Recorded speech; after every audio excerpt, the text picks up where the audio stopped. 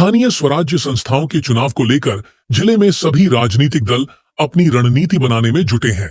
वहीं राष्ट्रवादी कांग्रेस पार्टी अजित पवार गुट ने इस बार गोंदिया में महिलाओं को बड़ी भूमिका देने की तैयारी कर ली है।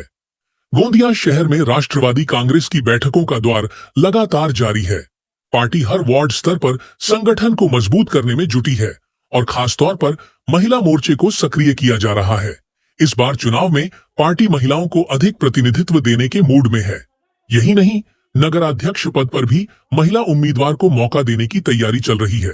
हालांकि पार्टी की ओर से अभी तक कोई आधिकारिक घोषणा नहीं की गई है, लेकिन शहर अध्यक्ष माधुरी नासरे का नाम चर्चा में है।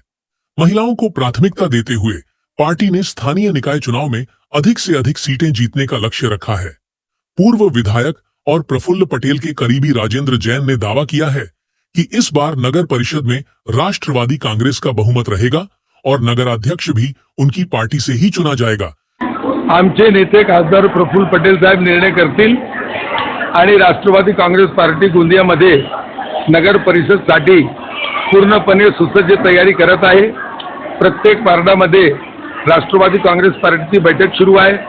युवक काँग्रेस, महिला काँग्रेस, राष्ट्रवादी काँग्रेसचे प्रत्येक सेल हे राष्ट्रवादी काँग्रेससाठी आणि गोंदियामध्ये नगर परिषदची निवडणुकीसाठी तयारी करत आहे आणि आमचा विश्वास आहे की आमचे नेता खासदार प्रफुल्ल पटेल यांच्या नेतृत्वात ज्या पद्धतीने गोंदियाचा विकास झाला पाहिजे त्या पद्धतीने गोंदियासाठी आम्ही कल्पना करतो की एक चांगला गोंदिया, सुंदर गोंदिया झाला पाहिजे आणि विकासाची भूमिका घेऊन राष्ट्रवादी काँग्रेस पार्टी समोर जात आहे आणि नक्कीच आमचा विश्वास आहे की यावेळी गोंदिया नगर परिषदवर सर्वात जास्त पार्षद नगर परिषदमध्ये राष्ट्रवादी काँग्रेसचे आणि अध्यक्ष राष्ट्रवादी काँग्रेस पार्टीचा नक्की राहणार।